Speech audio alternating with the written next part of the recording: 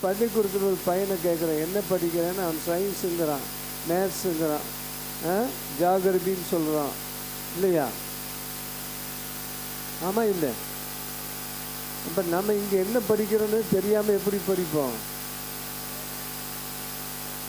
சபை என்பதை குறித்து நாம் படிக்கிறோம்.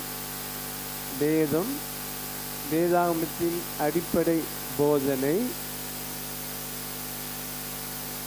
கேள்வி என்னவெனில், சபையை பற்றி இயேசு ஏதாவது சொல்லி இருக்கிறாரா பைபிளில்? சபையை பற்றி சொல்லுங்க.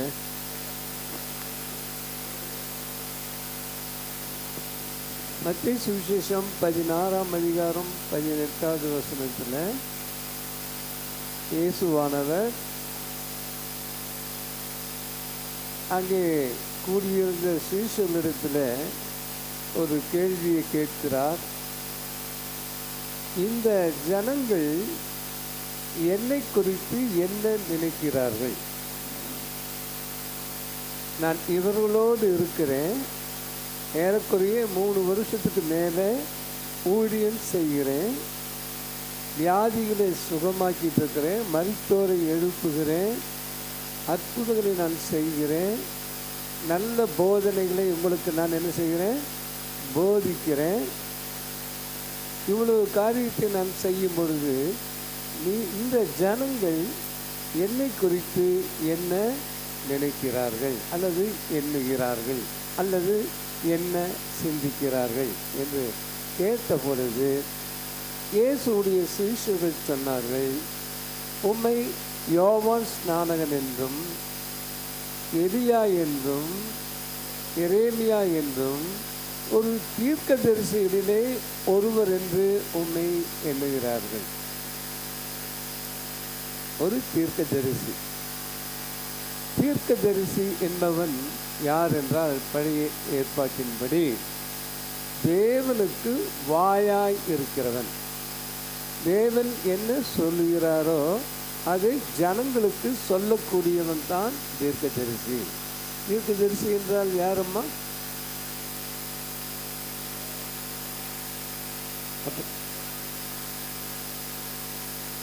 தேவனுடைய வாயாக உட்கார், தேவனுடைய வார்த்தையாக தேவன் என்ன சொல்லுகிறாரோ அதை அப்படியே சொல்ல வேண்டும். எப்படி சொல்ல வேண்டும்? நம்ம யாராச்சும் ஒரு விஷயத்தை சொன்னால் அப்படியே சொல்கிறோமா, கொஞ்சம் கூட்டி குறைக்கலாம் சொல்கிறோமா?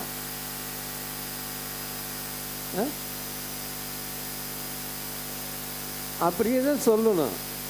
இந்த பாப்பா எங்கிட்ட ஒரு விஷயம் சொன்னால் அதை அப்படியே தான் நான் சொல்லணும். இல்லாமல் அவள் சொன்னதுக்கு காது மூக்கு கையெல்லாம் வச்சு கொஞ்சம் கூட்டியெல்லாம் சொன்னால் அவங்க என்ன சொன்னாங்கங்கிறதே அர்த்தம் மாறிடும்,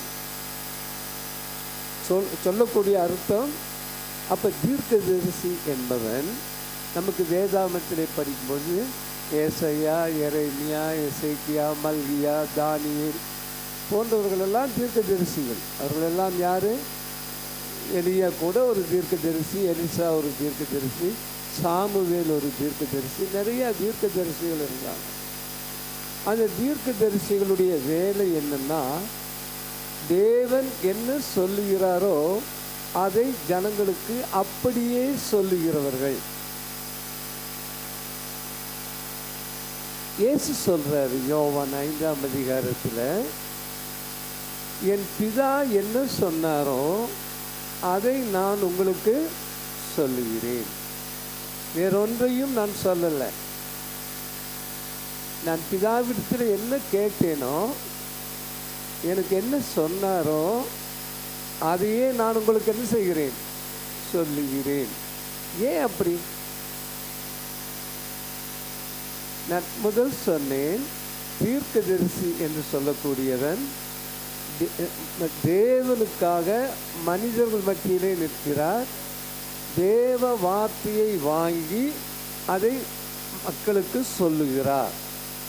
அது எச்சரிப்பின் வார்த்தையாக இருக்கலாம், அழிவின் வார்த்தையாக இருக்கலாம், பக்தி விருத்தி வார்த்தையாக இருக்கலாம், மனம் திரும்புதலுக்கேன வார்த்தையாக இருக்கலாம். ஆனால் அந்த வார்த்தைகள் எல்லாமே தேவனுடைய வார்த்தைகள். பைபிளில் 3 இடத்துல நாம் படிக்கிறோம். உபாகமம், நீதிமொழிகள், வெளிப்படுத்தின விசேஷத்தில் இந்த வார்த்தைகளோடு ஒன்றையும் கூட்டாதே, ஒன்றையும் குறைக்காதே. உபாகமத்தில் வாசிக்கிறோம், நீதிமொழிகளில் வாசிக்கிறோம், கடைசி தீர்க்க தரிசன புஸ்தகமாகிய வெளிப்படுத்தின விசேஷத்திலையும் இது ஒன்றையும் கூட்டவும் வேண்டாம், குறைக்கவும் வேண்டாம் என்று ஆண்டவர் நமக்கு கற்றுக் கொடுத்திருக்கிறார். இப்போ நான் போதிக்கிறேன், நான் தேவனுடைய வார்த்தையை உங்களுக்கு போதிக்கிறேன். போதிக்கும் பொழுது நான் தேவனுடைய வார்த்தையை மட்டும் போதிக்க வேணுமா, அல்லது என்னுடைய தாட்ஸ், என்னுடைய மனதில் என்னெல்லாம் தோன்றுகிறதோ அதையெல்லாம் நான் போதிக்கணுமா? ஆனால் இன்றைய நாளிலே என்ன நடக்குது? உதாரணத்துக்கு கூட பைபிளில் ஆண்டவரை காட்டிலும் எனக்கு உதாரணம் சொல்ல முடியுமா? நான் தேவனை காட்டிலும் ஞானம் உள்ளவனா? அவரே 1 கொரிந்தியர் 1ஆம் அதிகாரம் கடைசி வசனத்தில் மீட்பும் ஞானமும் ஆனார். ஒருவன் யாக்கோப்பு 1ஆம் அதிகாரத்தில் ஒருவன் ஞானத்தில்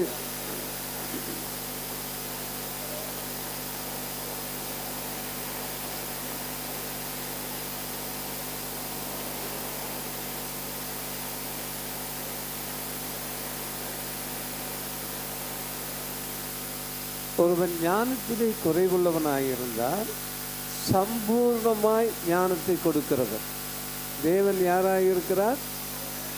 அவர்கிட்ட எவ்வளவு ஞானம் இருக்குது? அளவிட முடியாத ஞானம் இருக்குது.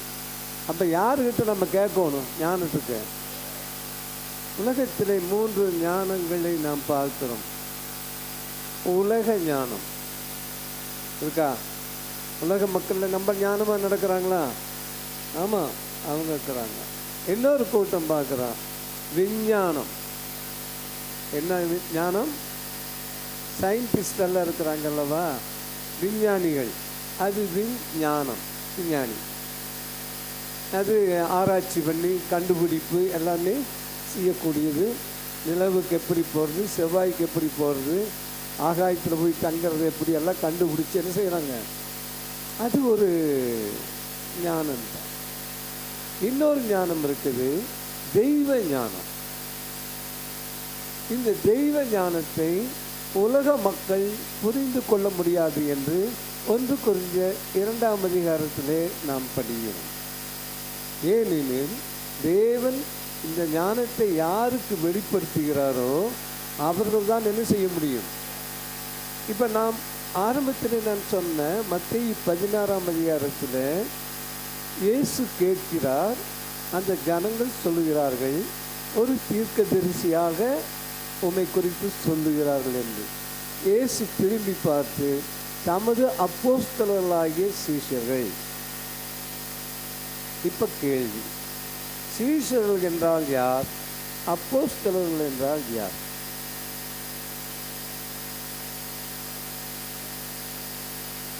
இயேசுவை பின்பற்றுகிறவர்கள் நீங்களும் நானும் இயேசுவை பின்பற்றுகிறோம். அப்போ நாம் எல்லாம் யார்? இயேசுடைய சீஷர்கள். ஓகே, கை தட்டலாமா? நமக்கு நாமே கை தட்டலைன்னா நமக்கு யார் தட்டுவா?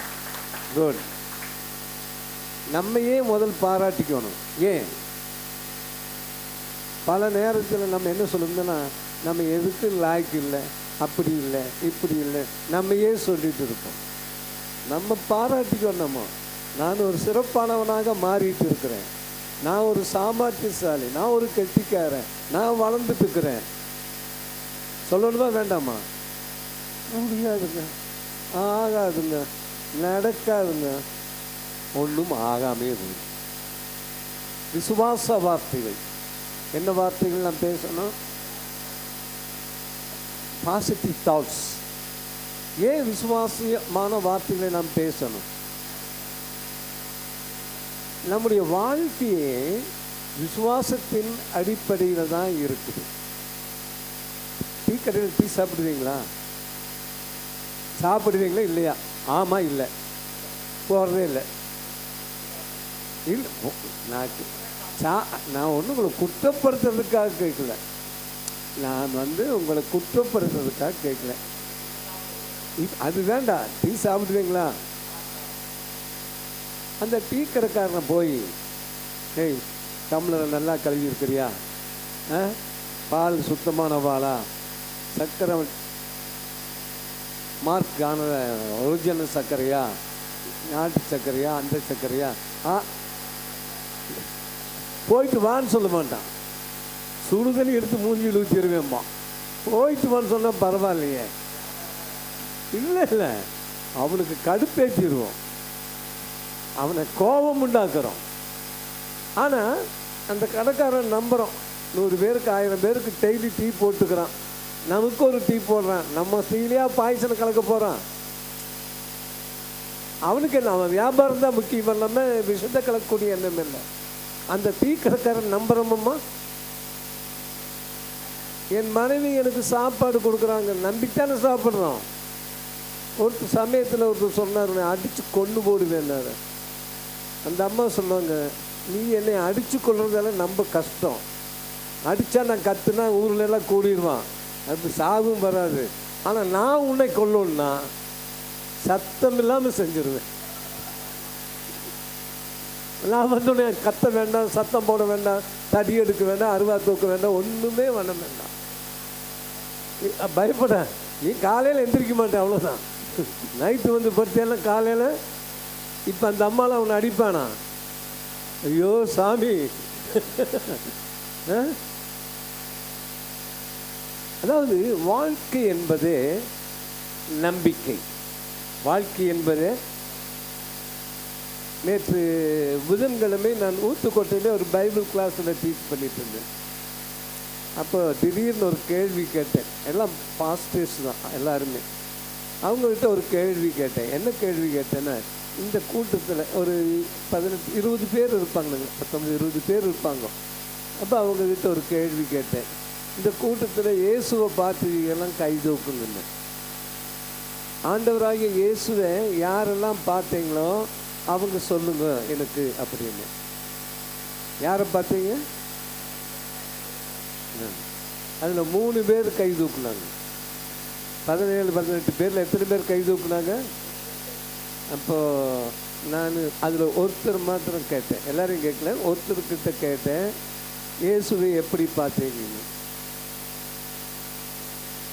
ஒரு நீண்ட தாடி வச்சுட்டு இருந்தார், முடியெல்லாம் தங்கமாக இருந்தது, அக்னி ஜுவாலை மாதிரி இருந்தார், அப்படி இருந்தார், இப்படி இருந்தார்னு என்னென்னமோ கதையை அடித்தார். இப்போ இந்த 18 பேருக்கு அவர் சொல்கிறத கேட்கும் போது எப்படி இருக்குது மனசில்?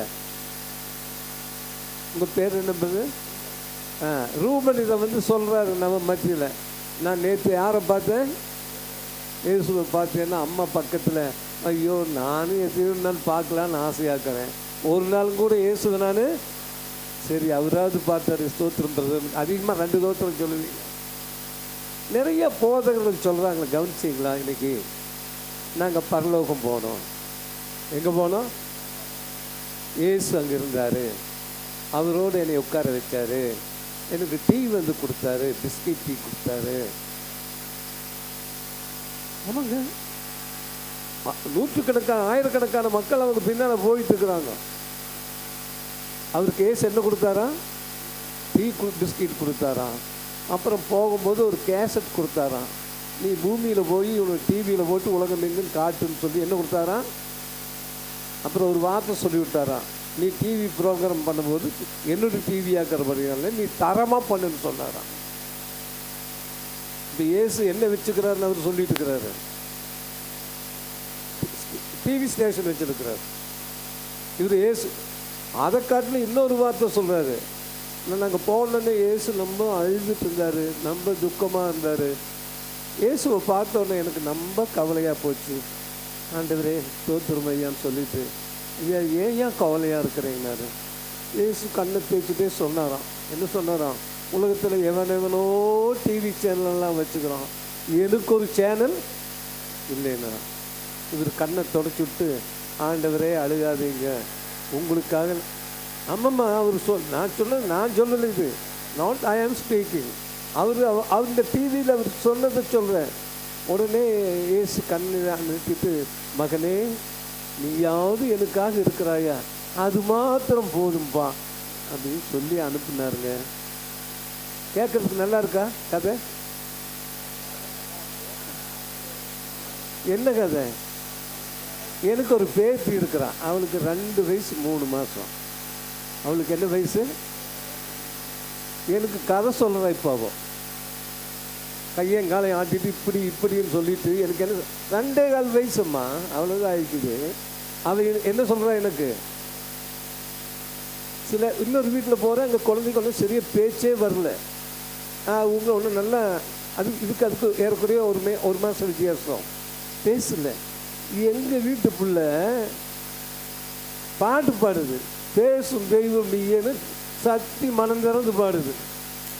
ஒரு நாள் கேட்டேன், எப்படி பாடுறேன்னா, தாத்தா பாடுறீங்க நானும் பாடுறீங்கண்ணா. கிரகிக்குது அந்த வயசுலேயே. இப்போ இந்த கட்டுக்கதைகள் இப்படி கதைகள்லாம் சொல்லும்போது நம்ம என்ன யோசிக்கிறோம் அந்த மக்களை குறித்து? நான் பரலோகம் போனேன், இப்போ அவங்ககிட்ட போய் உட்கார்ந்துருந்து நம்ம எதை கற்றுக்கொள்ளுவோம்? நான் பொய் பேசுகிறேன், நானே ஒரு பொய்யே வச்சுக்குவோம், நானே பொய்யே. எல்லா கேப் மாதிரி தானே எங்கிட்ட இருக்குது. எங்கிட்ட படிக்கிறவங்கள என்ன மாறுவாங்க? என்னை போல மாறுவாங்க. யாரை போல? குரு வாத்தியார் போல மாணவனாவான். உண்மைதானே? கணக்கு வாத்தியார்கிட்ட படிக்கிறவன் என்ன ஆவான்? நல்லா கணக்கு படிச்சுட்டு வந்துடுவான் நல்லா. அதே போல் ஒவ்வொரு குரு அப்படித்தான். இப்போது இந்த பொய்யர்களெல்லாம் நம் தலைவருங்கிறோம். என்னங்கிறோம்? கிறிஸ்தவ சமுதாயத்தின் தலைவர்கள்ங்கிறோம். யாரையே? கிறிஸ்து சொல்றாரு, பொய் பேசுகிறவன் பிசாசினால் உண்டானான், அவனுடைய தகப்பன் பிசாசு என்று சொல்லுகிறார் யோவான் 8ஆம் அதிகாரத்தில். அரசியல்வாதி பற்றி நான் பேசக்கூடாது. அவன் பொய் பேசுகிறானோ ஏமாத்துறானோ, ஏன்னா அதுக்காகவே பிறந்தவன், அவன் அதிலேயே வளர்ந்தவன், அதைத்தான் செய்வான். அவனு போய் நாம் பேசக்கூடாது.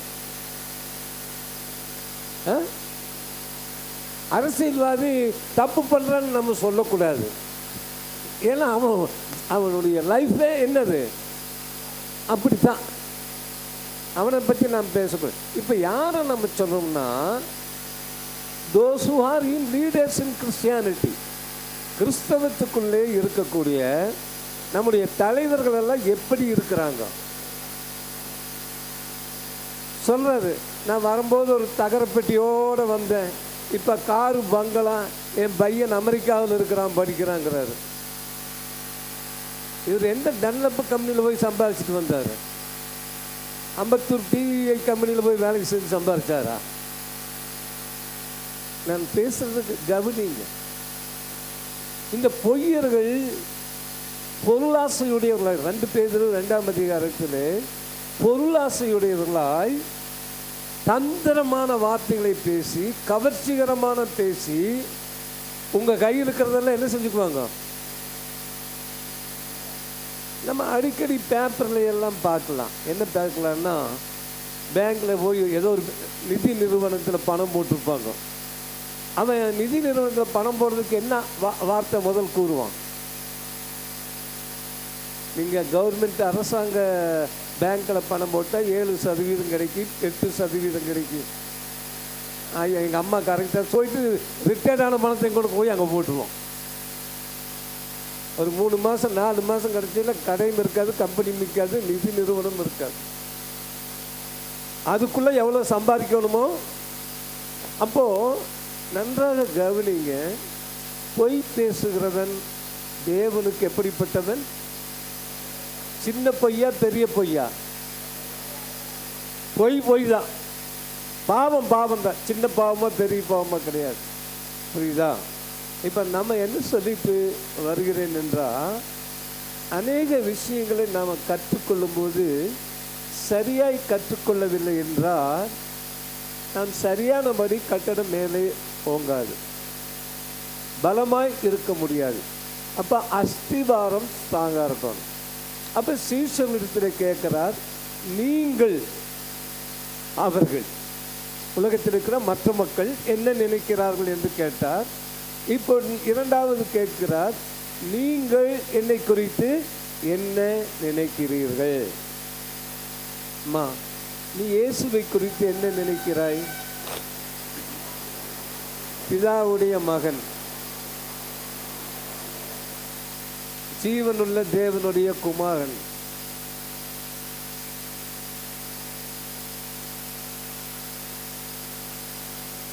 நல்லவர். அம்மா சொல்லுங்க. இரட்சகர்,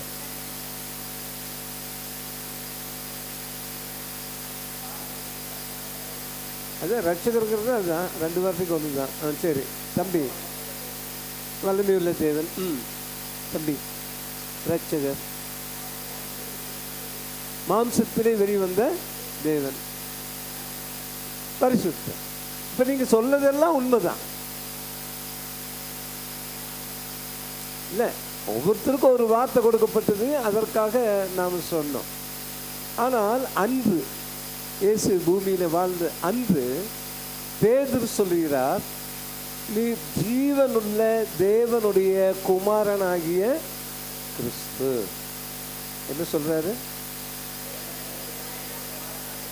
முதல் வார்த்தை பாருங்க, ஜீவனுள்ள தேவன். அப்போ இங்க ஜீவனுள்ள தேவன்னா இன்னொரு தேவன் யாரு? இப்போ எங்கள் வீட்டுக்கு பக்கத்தில், எங்கள் தெருவு, எங்கள் வீடு ஆப்போசிட்டில் ஒரு பெரிய டெம்பிள் கட்டிட்டு இருக்கிறாங்க. நேற்று ஒருத்தர் என்னை பார்த்து கேட்டார், இவ்வளோ பெரிய கோயில் கட்டுறாங்களா, நீங்கள் அதை பற்றி என்ன நினைக்கிறீங்கன்னு கேட்டாங்க. கேட்குற நான் தானே. நான் சொன்னேன், அது ஒன்றும் இல்லை, பொம்மைகளை வைக்க போகிறாங்க. என்ன வைக்க போகிறாங்க? அதை குறித்து உங்களுக்கு ஒரு பயம் இல்லை? என்ன, ஒன்றுமே கிடையாது. அந்த பொம்மை எங்கேயும் நகர்ந்து போகாது. அவங்க போகும்போது கேட்டு போட்டு, இரும்பு கேட்டு போட்டு என்ன செய்வாங்க? உண்டிலுக்கு மூட்டி, சாமிக்கு போட்டு, எல்லாத்துக்கும் என்ன பண்ணுவாங்க? எங்கும் போகவே போகாது. அவங்களுக்கே தெரியும். யாராச்சும் வந்து தூக்கிட்டு உடச்சிட்டு போனது தான். ஆமாம். இப்போ அந்த சுவாமிக்கு வாய் இருந்தது கேட்குது, அட பாவிங்களே, எங்கிட்ட வந்து என்னை காப்பாற்றுங்க காப்பாற்றுங்கன்னு கேட்குறீங்களே, என்னையே காப்பாற்றிக்க முடியாத நிலைமையில் நான் இருக்கிறேன். நீங்கள் தான் எனக்கு என்ன பண்ணிக்கிறீங்க? பாதுகாப்பு கொடுத்துக்கிறீங்க. இரும்பு கேட்டெல்லாம் போட்டு என்னை ஜெயிலில் அடைச்சி வச்சுட்டு என்னை காப்பாற்றுறா, என்னை காப்பாற்றுறா. நானே வெளியே வர முடியாது, உன்னை எப்படி காப்பாற்றுவேன்? இப்படி சொன்ன இந்துக்காரனுக்கு கோபம் வருமா வராதா? ஏன்? உண்மைதானே?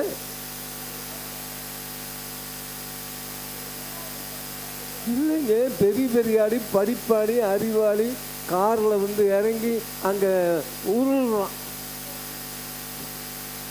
அதாவது ரோமர் 1ஆம் அதிகாரத்தில் வாசிக்கும் பொழுது, பறவைகள், மிருக ஜீவன்கள், ஊரும் பிராணிகளை உண்டாக்கி அதை வணங்குகிறவன் அதை போலவே இருப்பான். அவருடைய இருதயம் என்ன ஆயிருக்கிறது? இருளடைந்து இருக்குது. என்ன ஆயிருக்குது? இப்போ பேதுருடைய அறிக்கையை நாம் பார்க்கிறோம். யாருடைய அறிக்கையை பார்க்கிறோம்? ஜீவனுள்ள தேவன். இயேசுடைய பிதா யாரு? ஜீவனுள்ள தேவன். நம்முடைய தேவன் யாரு? ஜீவனுள்ள தேவன், செத்த தேவன் அல்ல. நாம் ஆராதிக்கக்கூடிய தேவன் யாரு? அவருக்கு பேர் வேதத்திலே ஜீவனுள்ளோருக்கு ஆண்டவர். அவருக்கு பேர் என்ன? அவருடைய தேசத்துக்கு பேரு ஜீவனுள்ளோர் தேசம், செத்து போன தேசம் அல்ல. அங்கே கண்ணீர் இல்லை, கவலை இல்லை, துக்கம் இல்லை, வியாதி இல்லை, கோர்ட்டு கிடையாது. அங்கே பரலோகத்தில் என்ன இல்லை? வழக்கு தொடர முடியாது. நான் சும்மா சொல்றேன், அங்கே வேலையே இல்லை. எங்க அன்னைக்கு சமாதானம் பண்ண மக்கள் இருப்பாங்க, சந்தோஷமுள்ள மக்கள் இருப்பாங்க, தேவனை நேசிக்கிற மக்கள் இருப்பாங்க, பரிசுத்தம் உள்ள மக்கள் இருப்பாங்க. அதனால அங்கே என்ன வேண்டியதில்லை? போலீஸ்காரனுக்கு முன்ன இல்லை, வாட்ச்மேனுக்கு வேலை இல்லை, போலீஸ்காரனுக்கு வேலை இல்லை. ஏன்? அநியாயம் செய்யறதுலாம் அங்கே போகவே முடியாது. யார் போகலாம்? இருதயத்தில் சுத்தம் உள்ளவர்கள், உண்மையாய் தேவனை தேடுகிறவர்கள், தேவனுடைய பிள்ளைகள். அது யார் தேவனுடைய பிள்ளைகள்? அநேகம் பேர் சொல்ல மாட்டாங்க, யாரையோ நினைச்சிட்டு இருப்பாங்க. ஐயா வந்து யாரையோ சொல்றாரு. நம்ம தான் பரிசுத்தவான்கள். எப்படி நம்ம பரிசுத்தமானோன்றது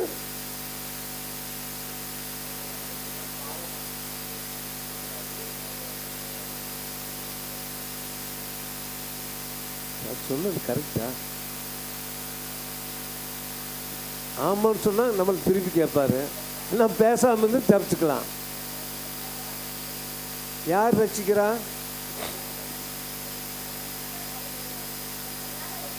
இப்போ அம்மாவுக்கு ஒரு கேள்வி, நான் ரட்சிக்கப்பட என்ன செய்யும்? நான் ஒரு இந்து மனுஷன், நான் ஒரு உலக மனுஷன், நான் வந்து உங்ககிட்ட கேட்குறேன், அம்மா நான் ரட்சிக்கப்பட என்ன செய்ய வேண்டும்?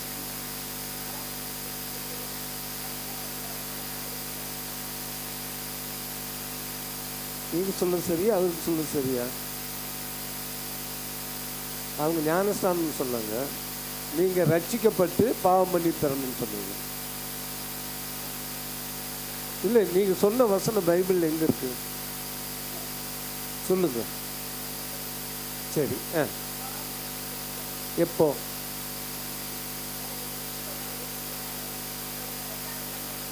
மனம் திரும்புறது, மனம் திரும்புதல். நான் திருடேன், இனிமேல் திருட மாட்டேன்னு சொல்லி ஒரு தீர்மானம் பண்றது என்னது? மனம் திரும்புதல். அப்படின்னு நான் திருட்டுகள் விட்டுட்டேன்னு அர்த்தமா? என்னை அடிப்பேங்கன்னு சொல்லி நான் என்னங்கிறேன், ஐயா சாமி என்னை விட்டுருங்க, நான் என்ன செய்ய மாட்டேன், திருட மாட்டேங்கிறேன். எதுக்கு பயந்துட்டு? அடிக்கி மாட்டிட்டேன், திருடி என்ன பண்ணிட்டேன்? மாட்டிட்டேன். அது மனம் திரும்புதலா? எனக்கு பாவம்னே தெரியலம்மா. எது பாவம்? பாவம்னா தெரியல நமக்கு? தெரியுமா தெரியலையா? பாவம்னு என்ன? பாவாயும் பாவம். சொல்லுங்க, கை தட்டுங்க முதல். தேவனுடைய சட்டம், அவருடைய வார்த்தை என்பது என்ன? தேவனுடைய சட்டம். சட்டத்தை மீறுவதே, மார்க்க மிஸ் பண்றதே பாவம். ரெட் லைட் போட்டுக்குது, வண்டி ஓட்டுனா போலீஸ்காரன் குண்டாந்தண்ணி 2 போடுவான், இல்லைன்னா அடிக்க மாட்டான். அடிப்பானா? கிரீன் லைட் போட்ட போது நான் அடிப்பானா? எந்த லைட் போட்டு அடிப்பான்? ஐயா நீ பாட்டில் உங்க பாட்டில் லைட்டை போட்டு அதுக்கு நான் என்ன ஒண்ணு வேணும்னா? ஆமாப்பா, சட்டம் அது. அப்ப சட்டத்தை மீறுவது, அப்போ மீறுகிறவன் மனம் திரும்ப வேண்டும். சரி, மனம் திரும்பிட்டேன், நான் இனிமேல் அதை செய்ய மாட்டேன். நான் ரட்சிக்கப்பட்டாச்சா? ஆமாவா? நீ எப்படி ரட்சிக்கப்பட்டு சொல்லு சாமி, சொல்லு.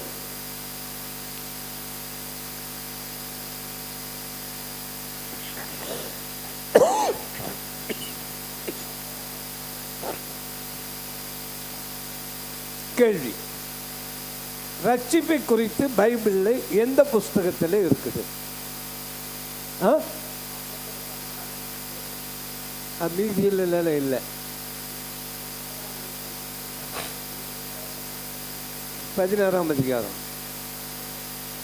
சரி, இந்த அப்போஸ்தலர் நடவடிக்கைகள் புஸ்தகமே எப்படி அந்த காலத்தில் ரட்சிக்கப்பட்டாங்கிறத பற்றி எழுதப்பட்டிருக்குது.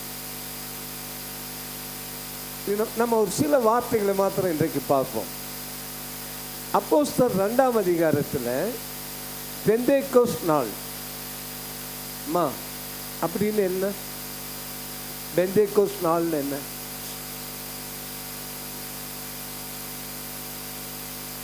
தெரிஞ்சா சொல்லணும், இல்லைன்னு தெரியாதுன்றோன்னு.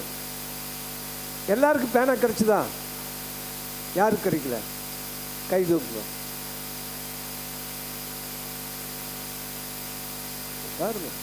அந்த அம்மாவுக்கு தெரியாது பேனா கிடைச்சாங்களா கிடைக்கலையா. ஏன்னா சரியான நேரத்துக்கு வந்தா என்ன கிடைக்கும்?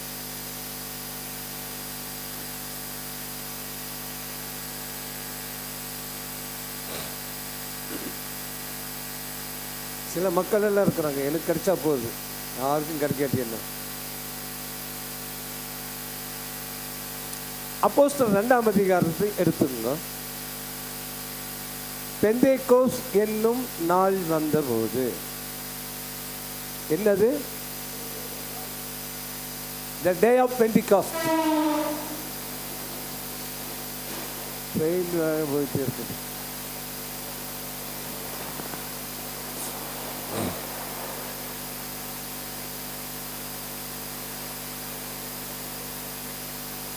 அப்போஸ்தலர்கள் கூடி வந்தார்கள். எதுக்கு கூடி வந்தார்கள்? ஜெபிக்கவா? பைபிளில் படி நம்ம பார்க்கலாம். அவங்களாக வந்தாங்களா, யாராவது அவங்களை இருக்க சொன்னாங்களா?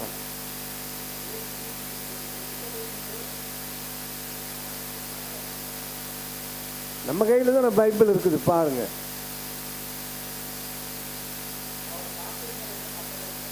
ஓகே, பிதாவாகிய தேவனுடைய வாக்குத்தத்தம்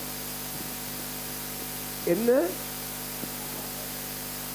இயேசு சிலுவைக்கு போவதற்கு முன்பாக யோவான் சுவிசேஷம் 14ஆம் அதிகாரம், 15ஆம் அதிகாரம், 16ஆம் அதிகாரங்களிலே பரிசுத்த ஆவியை குறித்து இயேசு பேசுகிறார். இப்போ கேள்வி என்ன?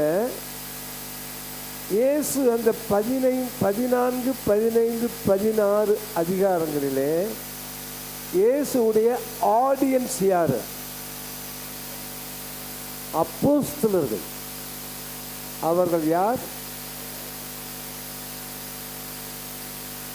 நாம் எல்லாரும் அப்போஸ்தலர்களா? அப்ப இன்னைக்கு சிலர் அப்போஸ்தலர் என்று சொல்றாங்களே, நானே ராமசாமி குப்பசாமின்னு வச்சுக்கிற மாதிரி அது வச்சுக்கிறாங்களா? இல்லை, நம்ம கேட்கணும். இப்போ ஒருத்தர் பேருக்கு முன்னால் என்ன போடுறாரு? டாக்டர்னு போடுறாரு, ப்ரொஃபஸர்னு போடுறாரு, ஏதோ ஒன்று போடுறாரு. ஒரு ஏதோ எப்படி போடுவார்?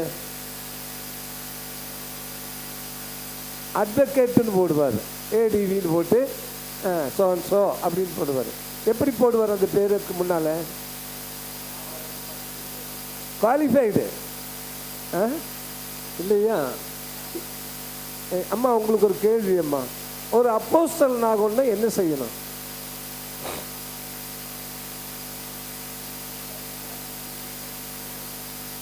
நீங்களும் கூட அறிவிப்பீங்க, நீங்களும் கூட அறிவிப்பீங்க, எல்லாருமே அறிவிக்கலாம். நம்ம சுவிசேஷம் சொல்லலாம், சுவிசேஷம் சொல்லலாம். அப்போஸ்தலன் ஆவதற்கு என்ன செய்யணும்? சரி, அப்படி ஒரு கேள்வி கேட்போம். இப்படி, இன்னைக்கு அப்போஸ்தலர்கள் வேதத்தின்படி இருக்கிறாங்களா இல்லையா? அப்ப இப்ப நான் வந்து சொல்றேன், நான் ஒரு அப்போஸ்தலன். எப்படி சொல்லுங்க? நீங்க எப்படி ஒத்துக்க முடியாது? கை தட்டுங்க, முதல் கையை தட்டுங்க. இப்ப அவர் சொன்னாருன்னா அவர்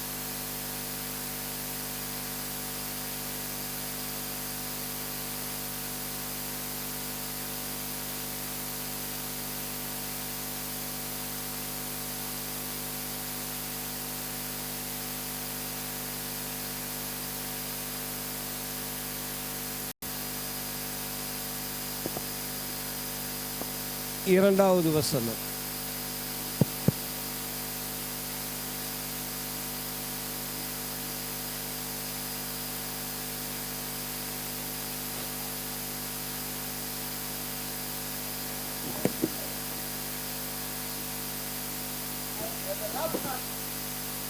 போதும்.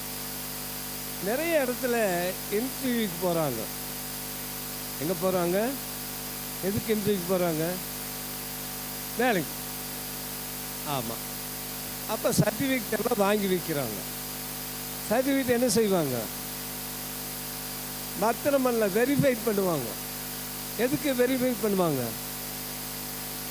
உன் பேர் என்னம்மா? பவித்ரா என்ன செய்யுது? அவங்க ஊரில் ஒரு ஆள்கிட்ட காசு கொடுத்து எனக்கு இதே மாதிரி ஒரு சர்டிஃபிகேட் அடிச்சு கொடுன்னு ஒரு 500 ரூபாயோ 1000 கையில் கொடுத்தோன்னே அவன் கம்ப்யூட்டரில் போட்டு டைப் பண்ணி எல்லாம் பண்ணி சீலெல்லாம் ரெடி பண்ணி அடித்து ஒரு சர்டிஃபிகேட் கொடுத்துட்றான், பிஏ பாஸ்ன்னு. என்ன பண்ணிட்டேன்? இப்போ நீ கொண்டு போய் அவங்க கம்பெனியில் கொடுக்குற, கம்பெனி ஒரு பெரிய கம்பெனியில், ஐயா எனக்கு வேலை வேணும், நான் என்ன படிச்சுக்கிறேன், உடனே அதை வாங்கிக்குவாங்களா அவங்க? என்ன கேள்வி கேட்பாங்க? அது சொல்லுது, கேள்வியெல்லாம் சொல்லுது, நான் இங்கே படித்தேன் அங்கே படித்தேன், இதெல்லாம் மனப்பாடம் பொய் சொல்கிறதுக்குன்னு ரெடி ஆகிடுச்சு. அப்போ போய் எல்லாம் புழுகிட்டு ஏதாவது சொல்லிடுவாங்க. அப்போ நீ கம்பெனி ஓனர் என்ன, அதுக்கு நிர்வாகம் என்ன செய்யும்னா, அந்த சர்டிஃபிகேட் நம்பர், ஊர், அட்ரஸ்ஸு எல்லாத்தையும், அந்த மென்னு சர்டிஃபிகேட்டில் நம்பர் இருக்கும், எல்லாத்தையும் எந்த ஊரில் படித்தாங்கன்னு அங்கே போய் செக் பண்ணுவாங்க அனுப்பி. அவன் சொல்லுவான் இது கிடையாதுங்க, இது டூப்ளிகேட்டுன்னு. கண்டுபிடிக்கிறாங்களா இல்லையா? 10 வருஷமெல்லாம் சர்வீஸ்லேருந்தெல்லாம் வெளியே அனுப்பிச்சிருக்கிறாங்க நிறைய பேருக்கு. இதனால் இப்போ நான் வந்து உங்களுக்கு ஒரு அப்போஸ்தலன்னு சொன்னால் நீங்கள் என்ன ஏற்றுக்கொள்ளுவீங்களா ஏற்றுக்கொள்ள மாட்டீங்களா? ஏற்றுக்கொள்ளுவீங்களா ஏற்றுக்கொள்ள மாட்டீங்களா? நான் இதை பார்த்துட்டு இருக்கிறேன். சரி, அப்போது ஒரு வக்கீல் இருந்தால் குவாலிஃபைடு, ஒரு டாக்டர்னா என்ன ஆகணும்? குவாலிஃபிகேஷன் வேணும். இப்போ ஒரு அப்போஸ்தலனுடைய குவாலிஃபிகேஷனில் ஐயா அவங்க பேர் என்னங்க? ஜோஷுவா. அவங்க நல்லா தெளிவாக சொன்னாங்க, இயேசு உயிரோடு இருந்தது என்ன செஞ்சுருக்கணும்? பார்த்தவர்கள். ஒரு அப்போஸ்தலனுக்குரிய தகுதி அப்போஸ்தலர் 1ஆம் அதிகாரத்தில் இருக்குது. யோர்தான் நதியிலே யோவான் ஸ்நானகனால் ஞான ஸ்நானம் எடுத்ததிலிருந்து அவருடைய ஊழியத்தின் எல்லா விஷயத்தையும் பார்த்து, அவருடைய மரணம் அடக்கம் உயிர்த்தெழுதலையும் பார்த்த அவர்கள் தான் அப்போஸ்தலர்கள். அப்போஸ்தலர் யாரு? இன்னொரு விஷயம், அப்போஸ்தலர் 10ஆம் அதிகாரத்தில் இயேசுவின் உயிர்த்தெழுதலுக்கு கண்கண்ட சாட்சிகளாக நியமிக்கப்பட்டவர்கள். அப்போஸ்தலர் மத்தேயு சுவிசேஷம் 10ஆம் அதிகாரம்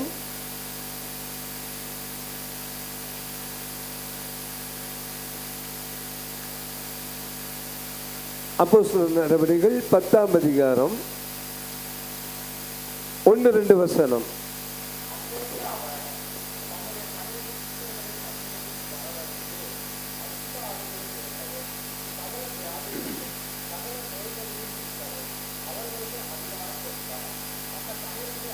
போதும். அந்த 12 பேர் யாரு? அப்ப எத்தனை அப்போஸ்தலர்கள்?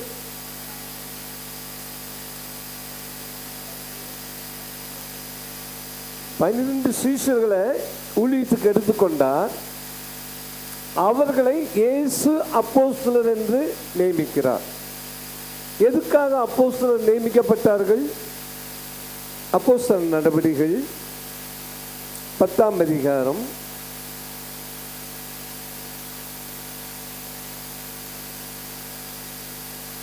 39, 40, 41.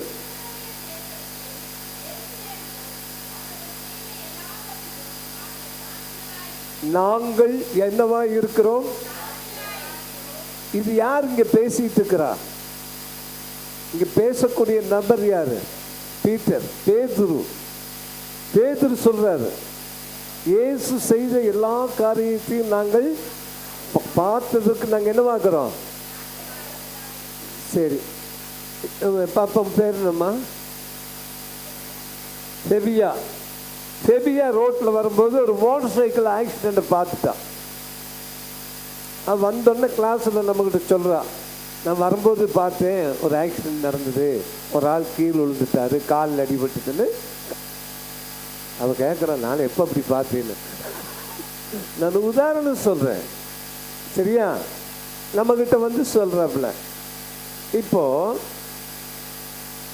இந்த பாப்பா பெபியா சொன்ன வார்த்தையை நான் நம்புகிறேன், ஏன்னா அவன் நடந்தது பார்த்து வந்துக்கிறான். நாங்கள் 2 பேரும் இந்த சம்பவத்துக்கு சாட்சி யாரு? ஏன் நான்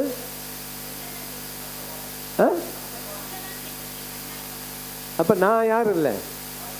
ஜட்ஜு முன்னால் போய் நான் சொன்னேன்னு என்னப்பாங்க? பெபியை என்கிட்ட சொல்லுங்க, நான் சாட்சி சொல்கிறேன்னா கேடாம் உன்னை கூப்பிடுவாங்க. ஆமாம் ஆமாம் ஐயா, நான் வரும்போது கண்ணில் பார்த்தேன், கண் கண்ட சாட்சி. இப்போ இயேசுவை யார் பார்த்தது? நம்ம யாராச்சும் பார்த்துமா? அப்போ நம்ம சாட்சியா? அப்புறம் சாட்சி சொல்கிறோமுங்கிறோமே, நம்ம கதை பேசுகிறோம். இது நம்ம கதை பேசுகிறோம். சொல்லுங்க ஓப்பனா, அனுபவிச்சது என்ன? சரி, ஏற்றுக்கொண்டீங்க, உங்களை அவளுடைய பிள்ளையாக்கியாச்சு. அப்புறம் என்ன நீங்கள் சாட்சி சொல்லுவீங்க? ஒரு அற்புதம் சொல்லுங்க, ஒரு அற்புதம் சொல்லுங்க.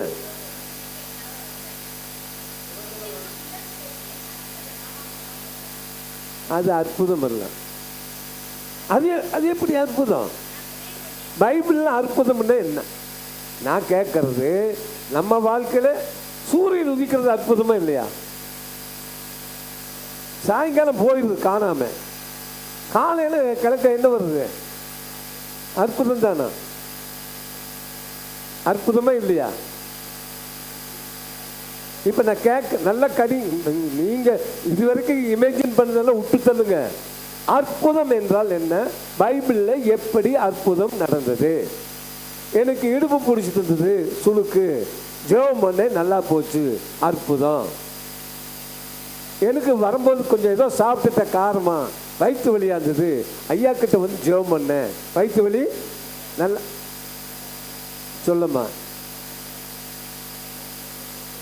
நல்லா கவனிங்க. பைபிளில் நடந்த பேதுரு நடந்து போறார்,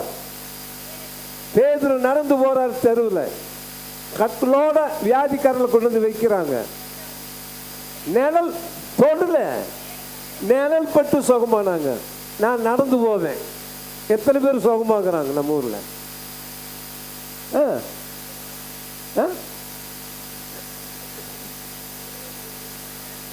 என்னால் எத்தனை பேருக்கு கண்ணு கொடுக்க முடியும்? எத்தனை பேருக்கு கால் சப்பானியெல்லாம் நடந்தாங்கல்லவா?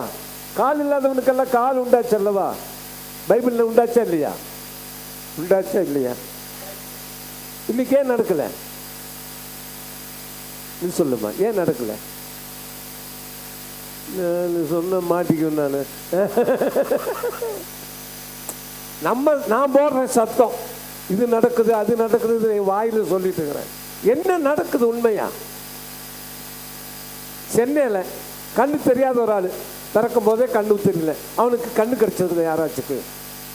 இத்தனை பேர் ஊழியம் செய்கிறோம்ல. பைபிளில் நடந்ததா? கேள்வி. நான் சொல்றது பைபிளை படிக்கும்போது சிந்தனையோட படிங்க. ஏன் பைபிளில் அற்புதம் நடந்தது? பைபிள் காலத்தில் சொல்லு.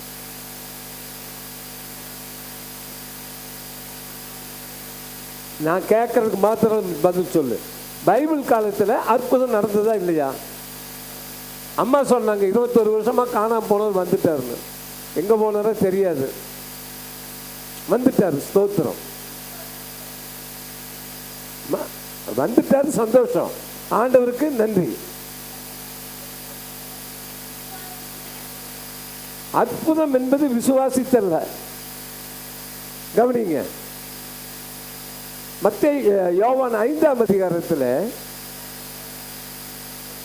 இனிமேல் தப்பு பண்ணாத, உட்கார். குட், சரி. அப்போஸ்தலர் யோவான் 5ஆம் அதிகாரத்தில் ஒரு சப்பானி இருக்கிறாரா? எந்த கிணத்துக்கிட்டோம்? எந்த குலத்தினருக்கு? எடுங்க யோவான் 5ஆம் அதிகாரம். 38 வருஷமாக்குறாரு. அவருக்கு சர்வீஸ் எவ்வளவு வியாதியில்? ஒரு நாள் 2 நாள் இருந்தாவே நம்மளால தாக்கு பிடிக்க முடியல. அவர் ரெக்கார்ட் பிரேக் பண்ணிக்கிறார். எங்க இருக்கிறாரு? பெதஸ்தா குலத்தருகே தங்கி இருக்கிறார். எப்போ? அவர் ஒரு நாளும் கூட குளத்துக்குள்ள போறதுக்கு முயற்சி பண்ணவே இல்லை. ஏன் தெரியுமா? அவருக்கு வாடகை இல்லாத இடம். அங்கே என்ன இடம் அது? அங்கே ஒரு பெட் இருக்குது, அதில் தான் படுத்துட்டு இருக்கிறாரு. அப்போ சாப்பாட்டுக்கு என்ன செய்கிறாரு? பிச்சைக்கு போகிறதே கிடையாது, நடக்க முடியாதுல்ல. யாரோ சாப்பாடு கொடுக்குறாங்க, வேலை வெட்டிக்கெல்லாம் போக வேண்டிய வேலை இல்லை. ஒரு நாள் இயேசு வர்றாரு, ஒரு நாள் இயேசு வர்றாரு. இயேசு போய் எல்லாரும் இருக்கிறாங்க, நிறைய வியாதிக்கார் இருக்கிறாங்க. ஆனால் அந்த மனுஷனை பார்த்து கேட்குறாரு. என்ன கேள்வி கேட்டார் பாருங்க, யோவான் 5ஆம் அதிகாரத்தில். போது ஐயா அவங்க நல்லா சொன்னாங்க. சுகமாக விரும்புகிறாயா, தமிழில் பேசுவோம், சுகமாக விரும்புகிறாயா, என்ன பதில் சொல்லணும்? ஐயா என்ன வேணும்னு கேட்குறீங்க. கேட்டோன்னே ஆமாம் ஐயா ஒரு 50 ரூபா கொடுங்க ஐயா எனக்கு, அவ்வளோதானே, முடிஞ்சதில்ல பிரச்சனை. இல்லை எனக்கு ஒன்றும் வேண்டாம் ஐயா, முடிச்சுது. சுகமாக விரும்புகிறாயான்னு என்ன பதில் சொல்லணும்? ஆனால் கதை சொல்கிறாரு பாருங்க. அந்த ஆள் என்ன பண்ணுறான்? என்ன கதை சொல்கிறான்? எனக்கு உதவி செய்வார் யாரும் இல்லை, சப்போர்ட் பண்ணுறது யாரும் இல்லை, எதுவுமே ஏண்டா நீ 38 வருஷமா யாரும் இல்லாமையா நீ சாப்பிட்டு உட்காந்துக்கிறாங்க? 38 வருஷமா யாரோ உனக்கு சாப்பாடு கொடுத்துட்டு இருக்கிறாங்க, ஆமா இல்லை? அப்ப இவன் பேசுறதே பொய், யாரும் சொல்ல வேண்டாம். நல்லா ஆயிட்டா அப்புறம் வேலைக்கு போகணுமில்ல. இல்லை, கேட்குற கேள்விக்கு பதில். சுகமாக விரும்புகிறாயா சொல்லுமா? சுகமாக. நம்மெல்லாம் சிலர் அப்படித்தான், ஏதாவது கேட்டால் ஏதாவது சொல்லிட்டு இப்படி சுற்றிட்டு இருப்போம், தலையை சுற்றிட்டு. அங்கே பார்க்கும்போது ஒரே கேள்வி. இயேசு வர்றாரு, அவனை பார்க்குறாரு. ஐயா தம்பி சுகமாக? எஸ் சார், முடிச்சுது. சரி, இவன் கதை சொல்ல இயேசு என்ன பண்ணுறாரு தெரியுமா? கதையெல்லாம் கேட்க மாட்டார். நம்ம தான் சபையில் கதை சொல்லிட்டு இருக்கிறோம். எந்திரிச்சு ஒரு அம்மா சொல்கிறாங்க, முட்டை 14 கோழி முட்டை வச்சுது, 14 முட்டை வச்சுது, அதை நான் எடுத்து அடகு வச்சேன். ஒவ்வொரு நாளும் ஜெபம் பண்ணிகிட்டே இருந்தேன். ஆண்டவரே இந்த கோழிக்கு முட்டையெல்லாம் என்ன ஆகணும்? பொறிச்சு குஞ்செல்லாம் வரணும். நான் ஜெபம் பண்ணேன். 21 நாள் ஜெபத்துக்கு பின்னால கர்த்தர் அற்புதமாய் என் ஜெபத்தை கேட்டு ஆச்சரியமான 14 முட்டையும் குஞ்சு வந்துருச்சுங்க. ஆச்சரியமான காரியத்தை தேவன் செய்தார். சபையார் சொல்றாங்க அல்லேலூயா.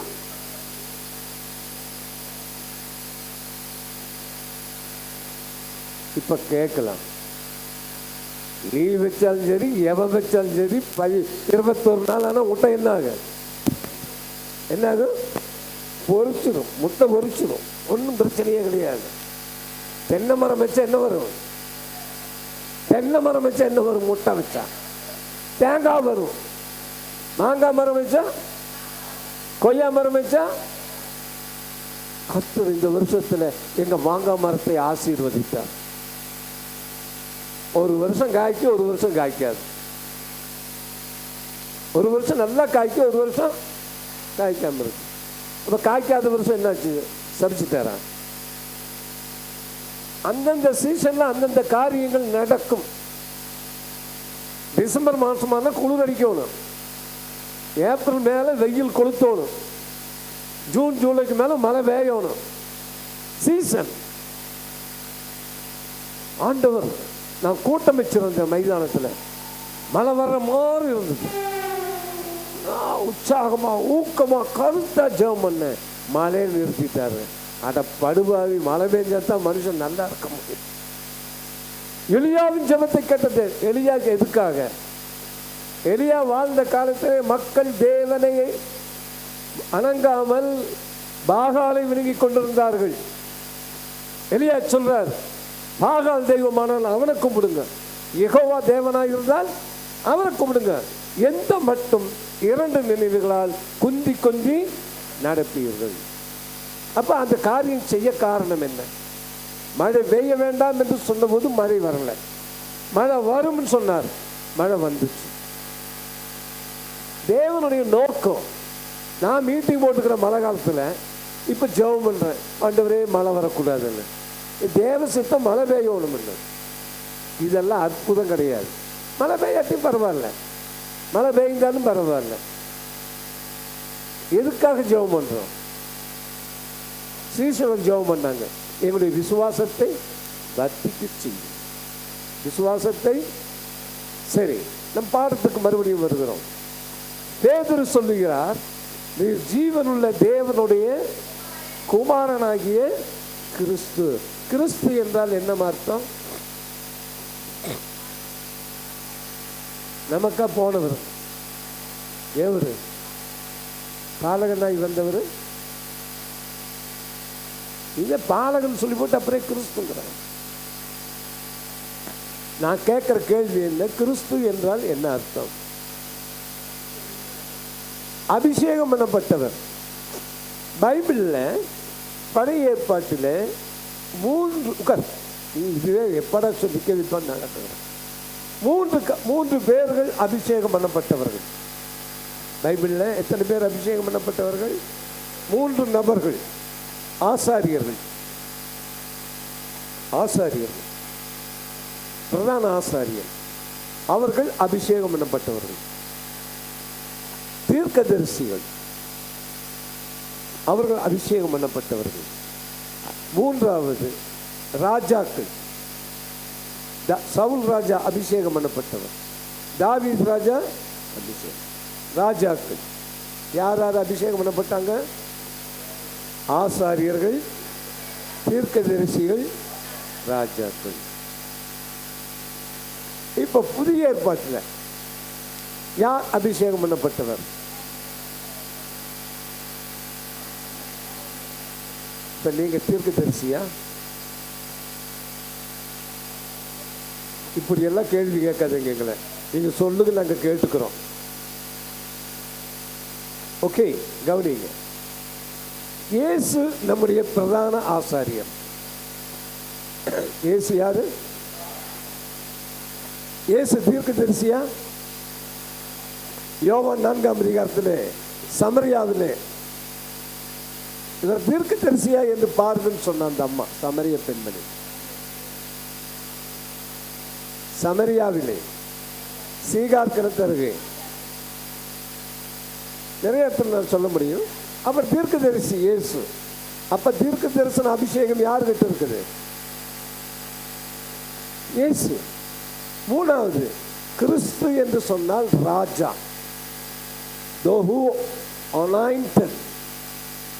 அபிஷேகம் பண்ணப்பட்டவர். இயேசு கிறிஸ்து என்றால் என்ன அர்த்தம்? அபிஷேகம் பண்ணப்பட்டவர். அப்ப இயேசு ஆசாரியனாய் இருக்கிறார், தீர்க்கதரிசியாய் இருக்கிறார், ராஜா. இப்ப நாம யார்? இந்த கதையெல்லாம் சொல்லக்கூடாது. அவர் ராஜா.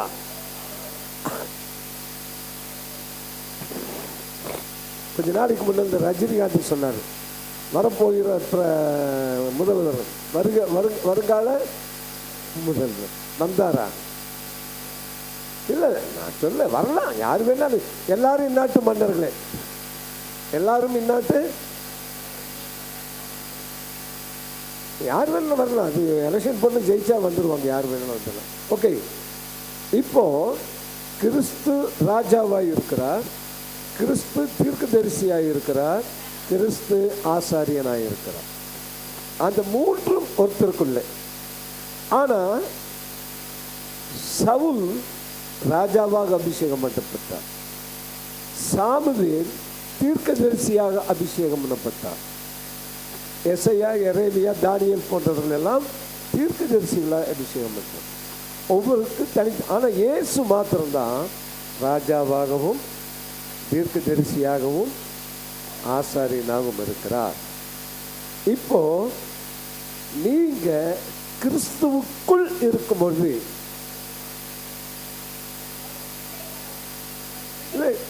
அதாவது சம்பாதிக்கவில்லை, எங்க அப்பன் சம்பாதிச்சு வச்சதையா. எனக்கு ஒரு ஊரில் ஒரு லேண்ட் இருக்குது, ஒரு 3 ஏக்கர் லேண்ட் ஊட்டியில். எனக்கு என் தம்பிக்கு சின்ன பிரச்சனை வந்துருச்சு. என் தம்பி என்னன்னா, அது நான் சம்பாதிச்சது என்ன, நான் எல்லாரும் மத்தியும் எழுதி சொன்னேன், ஐயா நிச்சயமா நான் சம்பாதிக்கல ஐயா, அது எங்க அப்பன் சம்பாதிச்சு வச்சது. யார் சம்பாதிச்சது? அதனால எனக்கு அதுல என்ன இருக்குது? பங்கு இருக்குது. நான் ஏன் பண்ணல, நான் அதுக்காக பணம் செலவழிக்கல, அதுக்கு உழைக்கவில்லை. எல்லாம் யார் செஞ்சது? இயேசு மரித்து அடக்கப்பட்டு பாடுபட்டு சிலுவையிலே ரத்தத்தை சிந்தி உயிரோடு எழுந்து அவர் சம்பாதித்து கொண்ட இந்த பெரிய ரட்சிப்பை நமக்கு எப்படி கொடுத்துக்கிறார்? கை தட்டுங்க. இப்ப நம்ம மீசை முறுக்கிறோம். யார் தெரியுமா? நான் யார் தெரியுமா? அபிஷேகம் பண்ணப்பட்டவன். எனக்கு 9 வரம் இருக்குது, ஒரு வரம் ஒருத்தங்கிட்ட இல்லை. இன்னைக்கு நிறைய பேர் சொல்றாங்கல்ல, எங்களுக்கு எல்லாம் என்ன இருக்குது? வரங்கள் எங்களுக்கு உண்டு. என்ன வரம் இருக்குது? என்ன தீர்க்கதரிசனம்? பைபிள் தான் தீர்க்கதரிசனம். இதை சொன்ன இது யாருடைய வார்த்தை? இப்ப நான் முன்னால சொன்னேன், தீர்க்கதரிசியானவன் யாருடைய வார்த்தையை பேசணும்? அப்ப நம்ம பைபிள்ல இருந்து நம்ம தேவனுடைய வார்த்தை சொன்ன நம்ம யாரு? அப்ப இவங்க சொல்ற தீர்க்க தரிசனம் என்ன? ஒரு வீட்டுக்கு வர்றாங்க, அந்த மருமக மாசமா இருக்குது, கர்த்தர் அருமையான ஆண் குழந்தையை கொடுக்க போறாரு, தீர்க்க தரிசனம்ங்கிறாரு. அது பெண்களுடைய பிறந்துருச்சு. எங்க வீட்டு பக்கத்தில் ஒரு ஆள் பிஷப் இருக்கிறாரு. அவர் போய் ஒரு ஆள் ஜெபம் பண்ணாராம். ஜெபம் பண்ணி சொல்லிடுறான், இந்த பாப்பாவுக்கு ஆண் குழந்தையை கர்த்தர் கொடுக்க போறாருன்னு. இது தேவனுடைய வார்த்தையா? கர்த்தர் எனக்கு சொன்னா இருக்கிறாரு. சொல்லிட்டு போயிட்டாரு. ஒரு 3 மாசம் கழிச்சு அந்த குழந்தை பிறந்துருச்சு, பெண் குழந்தை பிறந்துருச்சு. இப்போ ஆண் குழந்தையே பெண் குழந்தையா நமக்கு ஸ்தோத்திரம், கர்த்தர் கொடுத்தார், நன்றி. இப்போ அந்த தெருவிலேயே அவர் போறது இல்லை. ஒரு நாள் எங்கிட்ட வந்தாரு, நான் ஒரு தப்பு பண்ணிட்டேனாரு. என்ன தப்புன்னா, அந்த சகோதரிக்கு இப்படி ஜெபம் பண்ணி சொன்னேன், ஆண் பிள்ளைன்னு சொல்லிட்டு வாக்கு கொடுத்துட்டு வந்துட்டேன், கர்த்தர் சொன்னான்னு சொல்லிட்டேன். இப்போ அது பெண் பிள்ளையா பிறந்துருச்சு.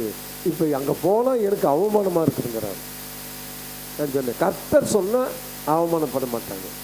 கர்த்தர் சொன்னதை என்ன செய்வார்? செய்வார். அப்போ யார் சொன்னது? இந்த ஆள்.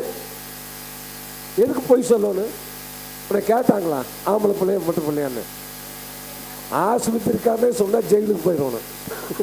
கருவில் இருக்கிற குழந்தை ஆண் குழந்தைய பெண் குழந்தைய பார்த்தா என்ன ஆகிடும்? அப்போ இந்த பாஸ்டர் என்ன பண்ணாரு? சட்டத்தை மீறிட்டார், சொல்லி பொய்யாகி போச்சு.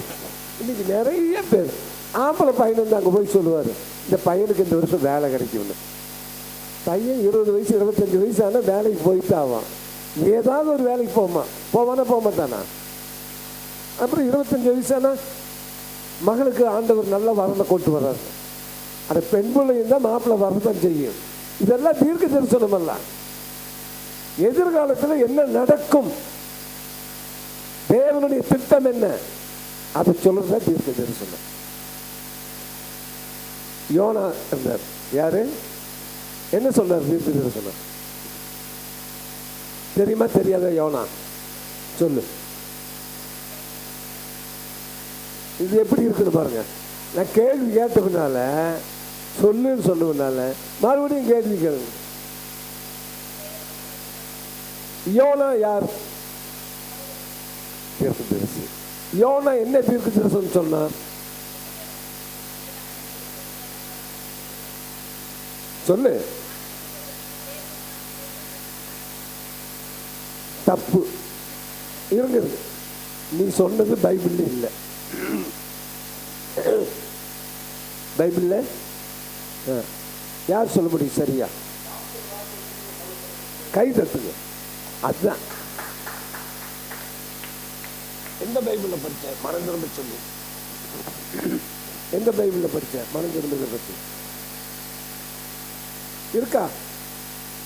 மனம் திரும்புதலை பற்றி யோனா பிரசங்கம் பண்ணவே இல்லை. 40 நாள்ல இந்த பட்டணம் என்ன ஆகும்? அவ்வளவுதான். அது அடுத்த பிரச்சனையம்மா.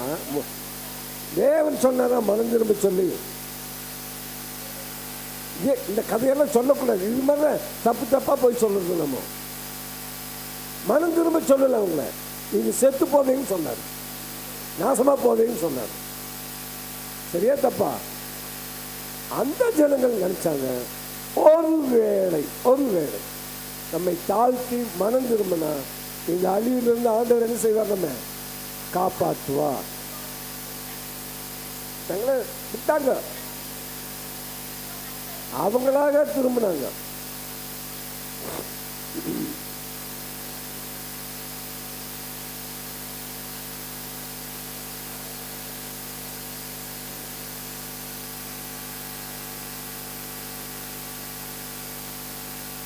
இயேசு யாராய் இருக்கிறார்?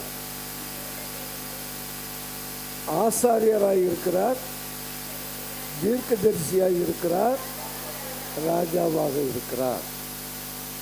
அப்போ ராஜாவுடைய பிள்ளைகளுக்கு எல்லாம் சொந்தமா இதெல்லாம் ஆகும். உங்களுக்கு வீடு இருக்கா? உங்களுக்கு வீடு இருக்கா? கேட்கறது மாத்திரம் பதில் ஆமா இல்லை இருக்கு. உங்க வீட்டு கிச்சனுக்கு போவியா? கொல்லை பக்கம் போவியா? பெட்ரூமுக்கு போவியா? எல்லா இடத்துக்கும் போவியா? உங்க வீட்டுக்குள்ள எல்லா இடத்துக்கும் போவியா? கேட்கறதுக்கு பதில் சொல்லு. நான் உங்க வீட்டுக்கு வர்றேன், எல்லா இடத்துக்கும் போக முடியுமா ஐயா? ஏன்? நான் கெஸ்ட் வந்தையா, முன்னால சோபா இருக்குதா, சேர் போட்டுக்குதா, அங்கே உட்காரு, காப்பி கொடுத்தா குடிச்சு போட்டு போயிட்டே இரு. கிச்சனில் வந்து சட்டியில் இருந்து பார்க்க முடியுமா? ஏன்? எனக்கு ஏன் அந்த உரிமை இல்லை? அந்த வீட்டு பிள்ளை, அதுக்கு எல்லா உரிமையும் இருக்குது. போய் தடை பண்ண போய் போட்டும் கூட திங்கும். நான் வந்து எனக்கு பசியாக இருந்தாலும் கூட கேட்டு கொடுத்தா சாப்பிடலாம், இல்லாட்டி பேசாம தான் போகணும். தேவனுடைய சுதந்திரம் அவருடைய பிள்ளைகளுக்கு.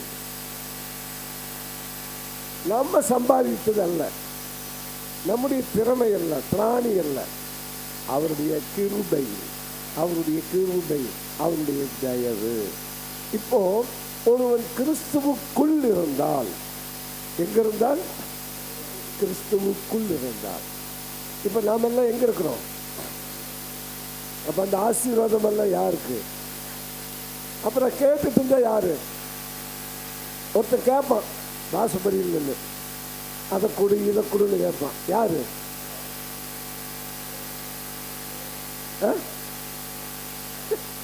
அம்மா தாயே. இப்ப நம்ம ஆண்டவர்கிட்ட போய் பிச்சை இருக்கிறோமா? ஆண்டவர்கிட்ட கேட்கறதுக்கு உரிமை நமக்கு இருக்குது. அப்பா எனக்கு இது வேணும்னு கேட்கறதுக்கு உரிமை இருக்குது. ஆனால் பிச்சை எடுக்கிற ஆளுங்க எப்படி இருக்கு? சரி, எப்போ பார்த்தாலும் பிச்சையே கேட்டுருந்தா அவன் நமக்கு ஃப்ரெண்டாக இருக்க முடியுமா? ஏசு சொல்றாரு, நீங்கள் என்னுடைய நண்பர்கள், சிநேகிதருங்கிறாரு. ஃப்ரெண்டு பிச்சை எடுத்துருந்தா ஃப்ரெண்டாக இருக்க முடியுமா?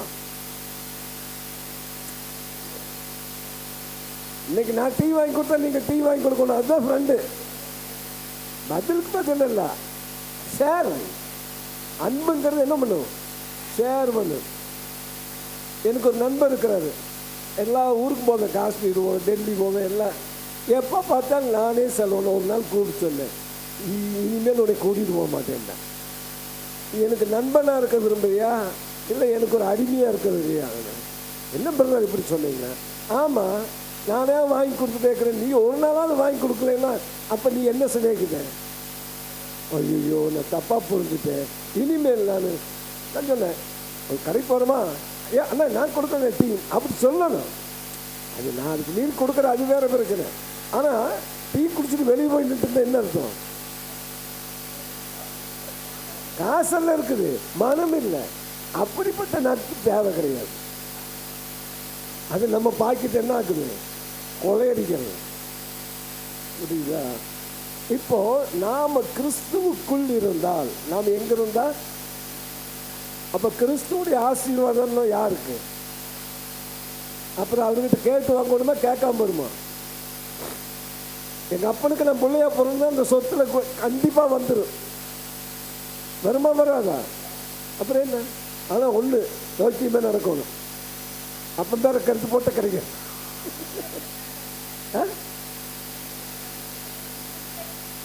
நான் சொல்லிட்டேன், எனக்கு வேண்டான்ட்டு நான் இப்படியே சொன்னேன். இல்லை பிரதர், நல்லா கவனிங்க, என் தம்பி அப்படி சொன்னோடனே நான் பேசாம விட்டுட்டேன். நெவர். பரலோகத்தின் தேவனை நம்புகிறேன். அது எங்கள் அப்பாவுக்கு நான் பிள்ளையா பிறந்ததுன்னா எனக்கு அந்த பாட்டில் வரும். நான் வந்து போராட வேண்டியதே இல்லைன்னு. ஒரு நாள் வந்தாங்க நேராக வீட்டுக்கு வந்து, அண்ணா உங்கள்கிட்ட அப்படி பேசுனீங்க எனக்கு சமாதானமே போய் போச்சண்ணா, நம்ம 2 பேரும் பாதி பேர் வச்சுக்கலாமண்ணா. என்ன வேணால் வச்சுக்கப்பா, இந்த பூமியில் எதுவும் எனக்கு சொந்தம் இல்லை. நாளைக்கு நானும் செத்து போகிறேன், நீயும் செத்து போகிறேன், இறக்குறவனை அடிச்சுக்க போகிறானுங்க. அதை நான் செய்யணுமா? பங்கிட்டு கொடுக்கிறவன் சரியான முறையில் என்ன செய்யணும்? பகிர்ந்து கொடுக்கிறவன். இப்போ பார்த்தா எல்லாம் சமாதானமாக இருக்கும். விட்டு கொடுக்கறதா.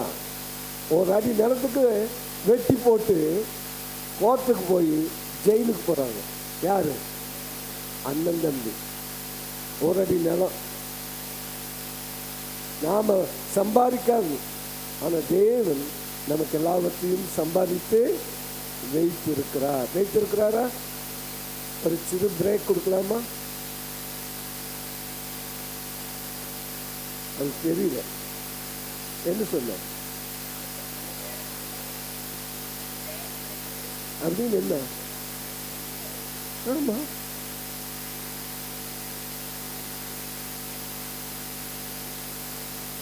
கொஞ்சம் எந்திரிச்சு கைகள் எல்லாம் அடிச்சு கட்டுறோம்.